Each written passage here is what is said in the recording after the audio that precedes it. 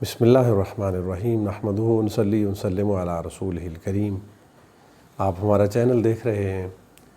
آج کل جو انٹرنیشنل سیناریو ہے وہ خاص طور پہ غزہ کے حوالے سے اور پیلسٹائن کے حوالے سے مسلمان ہونے کے ناطے بھی اور ایک انسانی کمیونٹی کا ممبر ہونے کے ناطے دل بہت افسردہ ہے اس پر ہمارا۔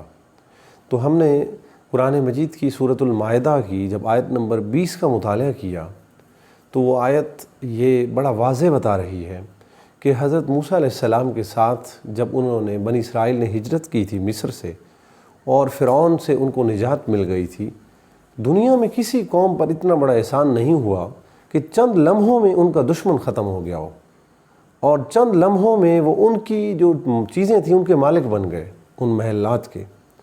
لیکن یہ وہ قوم ہے کہ جو فطرتاً بزدل قوم ہے، انہوں نے حضرت موسیٰ کو بھی مایوس کیا، اور جب فلسطین کے قریب پہنچے تو وہاں عمالقہ نامی قوم آباد تھی جسے قرآن مجید نے کہا ان فیہا قوما جبارین، بڑی دلیر قوم تھی لڑنے میں، اور بڑے ان کے دیو ہیکل، ان کا جو قد تھا، ان کا جو روب تھا۔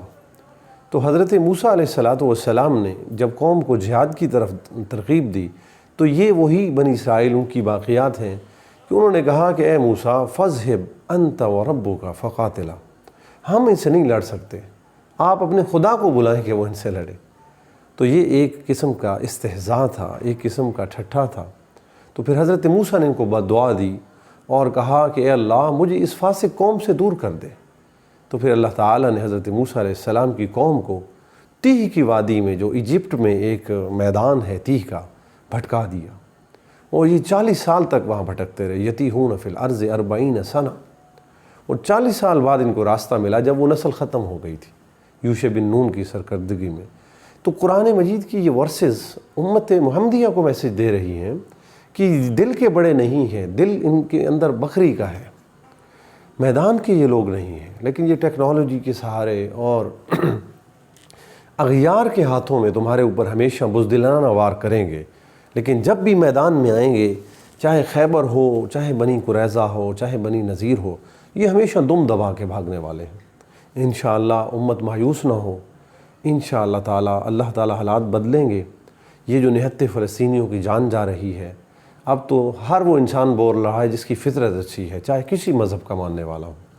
تو ہم مسلمان ہونے کی حیثیت سے پاکستانی سارے کے سارے، ہماری گورنمنٹ بھی یہ کہہ رہی ہے، ہمارے تمام طبقے یہ کہہ رہے ہیں کہ ہمارا جو موقف ہے وہ فلسطین کی آزادی ہے، اور ہمارا تو چونکہ یہ موضوع قرآن کا خاص موضوع میں نے آپ کے سامنے رکھا کہ قرآن نے ان کا جو تعارف کروایا ہے وہ ایک بزدل قوم کے طور پر تعارف کروایا ہے۔ تو قطعاً ان سے خوف نہ کھائیں، قطعاً ان سے متاثر نہ ہوں۔ انشاءاللہ وقت دور نہیں ہے کہ جب اللہ سبحانہ وتعالی اہل فلسطین کو، عرب کو وہ ہمت دے گا کہ مسجد اقصیٰ آزاد ہو جائے گی۔ تو ہمارے اس چینل کے توسط سے اس کو آپ آگے بھی شیئر کریں اور ہمیں لائک بھی کریں، اور کچھ میں معذرت خواہ بھی ہوں کہ میں وقت نہیں دے پا رہا اپنے چینل کو۔ آپ دیکھتے رہیں۔ ڈاکٹر بلال دانش کو اجازت دیجیے۔ بارکم اللہ لنا، اللہم حرر مسجد الاقصیٰ، آمین۔ السلام علیکم۔